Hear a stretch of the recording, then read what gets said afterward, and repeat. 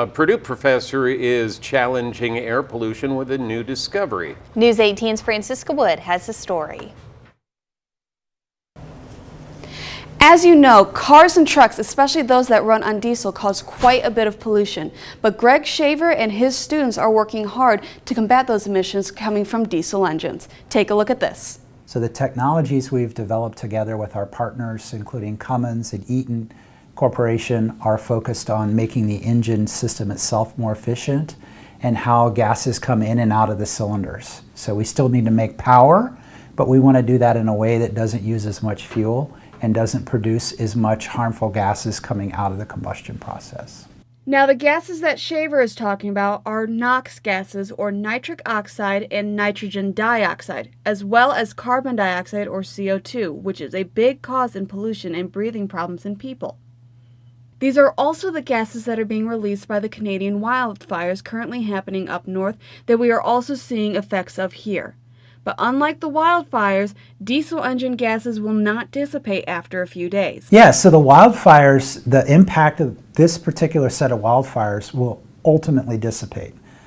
In the interim, there's a lot of harm being done, but that it will dissipate.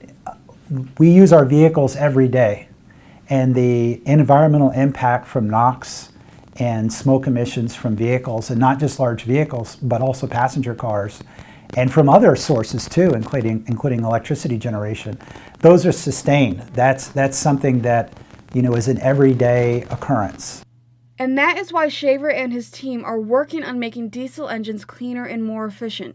One of those ways is actually making the engines act smaller than they actually are to improve fuel use and decrease their gas emissions. And what cylinder deactivation allows us to do is make the engine act smaller. So when there are significant periods of time when, for instance, a large truck, like a semi-truck, there are times of its duty cycle of its day when the vehicle's idling or moving at low speeds.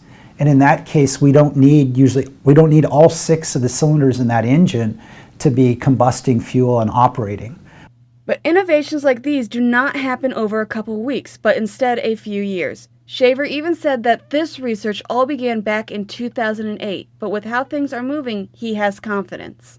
Shaver also believes this new technology will begin being implemented starting in 2027, which also coincides with the U.S.'s goal to reduce emissions. Reporting at Purdue University, I'm Francisca Wood, News 18.